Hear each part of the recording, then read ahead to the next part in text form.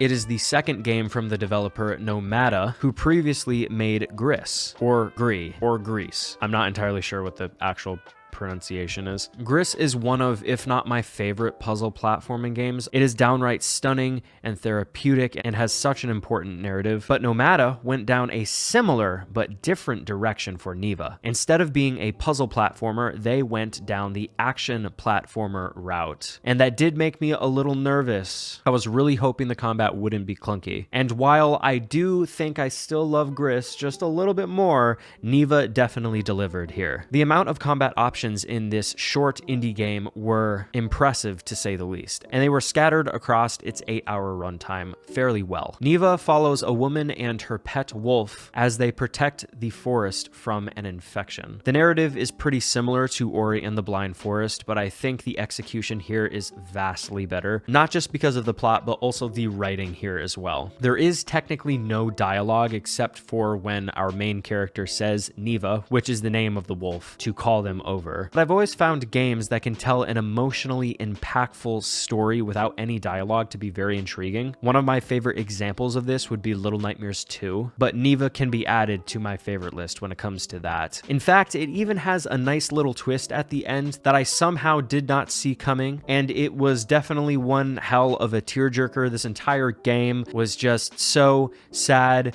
in like a sad but also beautiful way. And I mean, also look at the art style here. It's a similar art style to Gris. It's the whole entire reason I picked up that game in the first place. These two games are some of the most beautiful looking games that I have just ever seen in my entire life.